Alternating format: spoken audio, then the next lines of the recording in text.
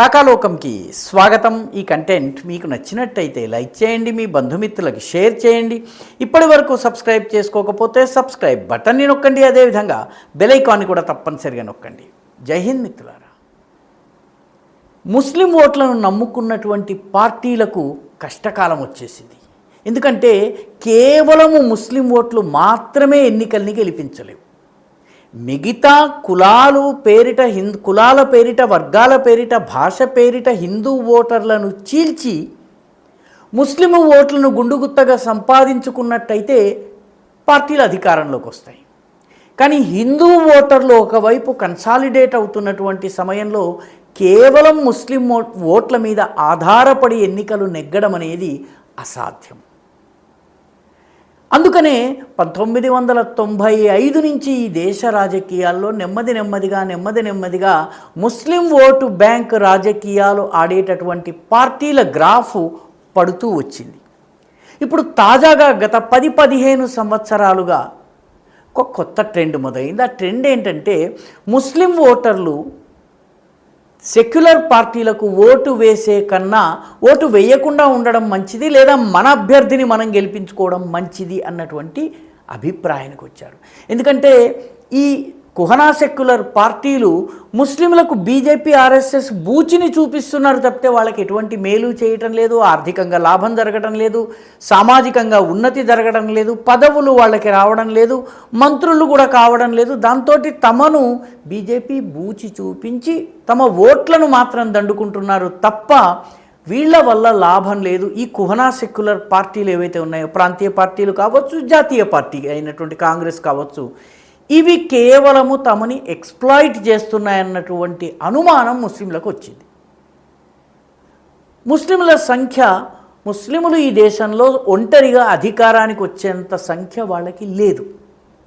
కాబట్టి ఆ ఉన్న సీట్లలో, ఉన్న చోట్లలో, బలం ఉన్న చోట్ల మన అభ్యర్థుల్ని, మన వాళ్ళని మనం గెలిపించుకుంటే మంచిదన్నటువంటి అభిప్రాయం వాళ్ళలో నానాటికి పెరుగుతోంది. ఇది ఈ కుహనా సెక్యులర్ పార్టీలని ఏవైతే ఉన్నాయో ఆ పార్టీలకు ఇప్పుడు ప్రాణగండంగా మారినాయి, చాలా ఇబ్బందికరంగా మారినాయి. కమ్యూనిస్టులు ముస్లిం ఓట్ల మీద ఈరోజు నమ్మకం లేదు వాళ్ళకి, కాంగ్రెస్ పార్టీకి నమ్మకం లేదు. ఇప్పుడు 2 కీలకమైనటువంటి రాష్ట్రాలు, ఈసారి 5 రాష్ట్రాల్లో ఎన్నికలు జరుగుతున్నాయి. అందులో ఉన్నటువంటి అతిపెద్ద రాష్ట్రము, అతి ముఖ్యమైనటువంటి రాష్ట్రమైనటువంటి పశ్చిమ బెంగాల్లో మమతా బెనర్జీకి ముస్లిం ఓట్లు పడతాయో లేదో తెలియనటువంటి పరిస్థితి ఏర్పడింది. మమతా బెనర్జీ పరిస్థితి చాలా దారుణంగా ఉంది. ఎందుకంటే ఒకవైపు స్పెషల్ ఇంటెన్సివ్ రివిజన్ పేరిట నియోజకవర్గానికి 19-20 వేల ఓట్లు తగ్గుతున్నాయి. దీని అర్థం ఏంటంటే మార్జినల్ సీట్లలో పోయినసారి వచ్చిన ఫలితం ఈసారి రాకపోవచ్చును, మమతా బెనర్జీకి రావలసిన మెజారిటీ రాకపోవచ్చును. రెండవ ముఖ్యమైన విషయం ఏంటంటే 80 సీట్లలో గెలుపోటముల్ని ప్రభావితం చేసే ముస్లిములు మమతా బెనర్జీ నుంచి నెమ్మదిగా దూరం వెళ్తున్నారు. తమను ఉపయోగించుకుంటోంది తప్ప తమకు ఎలాంటి లాభము లేదు అన్నటువంటి భావన వాళ్ళలో కలుగుతోంది. పశ్చిమ బెంగాల్లో అయితే 3 ప్రాంతీయ పార్టీలు ముస్లిముల కోసమే ఏర్పడ్డాయి, ముస్లిం ఓట్ల కోసం ఏర్పడ్డాయి, ముస్లింలకు ఓటేయాలన్నటువంటి నినాదంతో ఏర్పడ్డాయి. ఒకటి ఇండియన్ సెక్యులర్ ఫ్రంట్, ఫుర్ఫురా షరీఫ్ అనేటటువంటి ఒక మత కేంద్రం ఉంది, ఇస్లామిక్ మత కేంద్రము. దాని అధినాయకుడు సిద్దిఖీ అని ఉన్నాడు. ఆయన నాయకత్వంలో ఈ పార్టీ వచ్చింది. గతంలో పంచాయతీల ఎన్నికల్లో ఇది గణనీయమైన ప్రభావం చూపించి తృణమూల్ ఎంపీ అయినటువంటి హుమాయూన్ కబీర్ కూడా సొంత పార్టీ పెడుతున్నారు. ఆయన బాబరీ మసీద్ నిర్మాణం చేస్తానన్నటువంటి నినాదంతో బెంగాల్లోని ఒక కీలకమైనటువంటి జిల్లా మాల్దా, దాని చుట్టుపక్కల ప్రాంతాల్లో ఆయన ప్రభావం చూపిస్తున్నారు. 3వ player MIM, Majlis Ittehadul Muslimeen, All India Majlis Ittehadul Muslimeen, Asaduddin ఓవైసీకి చెందినటువంటి పార్టీ. ఇది పశ్చిమ బెంగాల్లో మమత యొక్క గేమ్ని పూర్తిగా దెబ్బతీస్తోంది. ఇది నార్త్ బెంగాల్లో ఉన్నటువంటి జిల్లాలు, ముఖ్యంగా కిషన్గంజ్, బీహార్లోని కిషన్గంజ్ని ఆనుకుని ఉన్నటువంటి ప్రాంతాల్లో దాని ప్రభావం చూపిస్తోంది. ఇక్కడ ఎంఐఎంకి సంబంధించినంత వరకు ఒక కీలకమైనటువంటి అంశం ఉంది. అదేంటంటే ఎంఐఎం బీహార్ ఎలక్షన్స్లో కిషన్గంజ్, అరారియా, కటిహార్, పూర్ణియా ఈ 4 జిల్లాల్లో చాలా బాగా పర్ఫామ్ చేసింది. 5 సీట్లను గెలుచుకుంది. 8 సీట్లలో ఆర్జేడీ కాంగ్రెస్ పార్టీల ఓటమికి కారణమైంది. అంటే 5, 8, 13 సీట్లలో ప్రభావం చూపించింది. ఈ ప్రాంతం అరారియా, కిషన్గంజ్, పూర్ణియా, కటిహార్ జిల్లాలో 3 తెగలకు చెందిన ముస్లింలు ఉన్నారు. ఒకటి ఒనయ్యా ముస్లింలు, రెండవది షేర్షాబాదియా ముస్లింలు, మూడవది సర్జాపురియా ముస్లింలు. వీళ్ళు ముగ్గురు కూడా వీళ్ళ భాష కొంత బెంగాలీ మిక్స్డ్ భాష ఉంటుంది.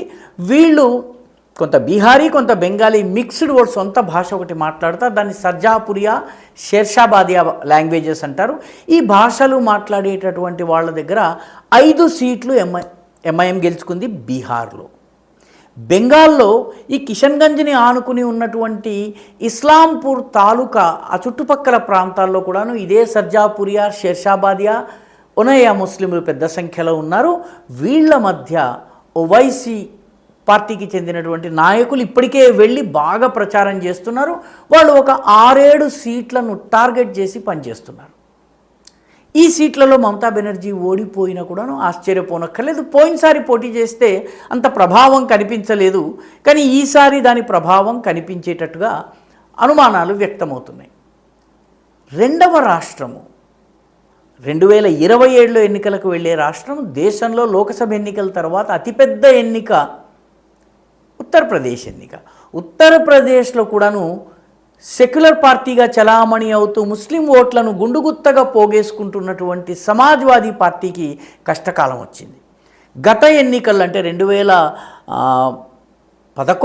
2022లో జరిగినటువంటి ఎన్నికల్లో ముస్లిం ఓటర్లలో 93% సమాజ్వాదీ పార్టీకి వేశారు. ఈసారి ఆ పరిస్థితి కనిపించటం లేదు. సమాజ్వాదీ పార్టీకి వచ్చినటువంటి కష్టం ఏంటంటే, పోయినసారి 125 అసెంబ్లీ సీట్లు గెలుచుకోవడానికి ప్రధానమైన కారణం ఏంటంటే, ఆ పార్టీ రాజ్భర్, నిషాద్, చౌహాన్ వంటి ఓబీసీలను తన వైపు తిప్పుకుంది. వీళ్ళ ఒక 6% ఓట్స్, ముస్లిం ఓట్లు, యాదవ్ ఓట్లు ఇవన్నీ కలిపి 125 సీట్లు గెలుచుకోగలిగారు. ఈసారి రాజ్భర్, నిషాద్, చౌహాన్ వంటి వాళ్ళందరూ కూడాను బీజేపీ వైపు వచ్చారు. అదేవిధంగా ముస్లిం ఓటర్లలో ఎంఐఎం ప్రవేశించింది. చాలా పెద్ద ఎత్తున ఎంఐఎం ప్రవేశించింది. ఎంఐఎం ఉత్తరప్రదేశ్లో ఒక విలక్షణమైనటువంటి కార్యక్రమాన్ని మొదలుపెట్టింది. ఆ కార్యక్రమం ఏంటంటే,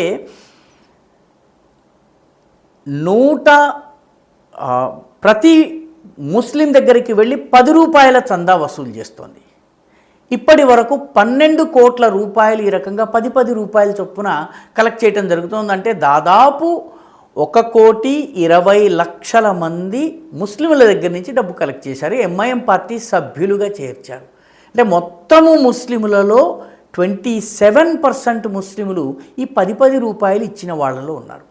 అంటే ముస్లిములలో గతసారి 93% ఓట్లు సంపాదించినటువంటి పార్టీలో ఆ 93%లో 1/4 ఈసారి ఎంఐఎంకి వెళ్ళినట్లయితే, 10 రూపాయలు ఇచ్చిన ప్రతివాడు కనుక ఎంఐఎంకి ఓటేసినట్టయితే సమాజ్వాదీ పార్టీకి చాలా కష్టం వస్తుంది. కాబట్టి ఎంఐఎం రాక, స్థానిక ముస్లిముల రాక, ముస్లిములలో ఈ కుహనా సెక్యులర్ పార్టీల పట్ల పెరుగుతున్నటువంటి అసహనము, అసంతృప్తి, ఇవి ఓవరాల్గా చూసినట్టయితే ఈ దేశంలో ముస్లిం ఓటు బ్యాంకు రాజకీయాలు చేసే పార్టీలకు కష్టకాలం వచ్చిందని చెప్పి చాలా సులువుగా అర్థమవుతుంది. ఈ వీడియో మీకు నచ్చినట్టయితే లైక్ చేయండి, షేర్ చేయండి, ఈ ఛానల్కు సబ్స్క్రైబ్ చేయండి. మీ అభిప్రాయాన్ని కమెంట్ల రూపంలో తప్పనిసరిగా పంపించండి.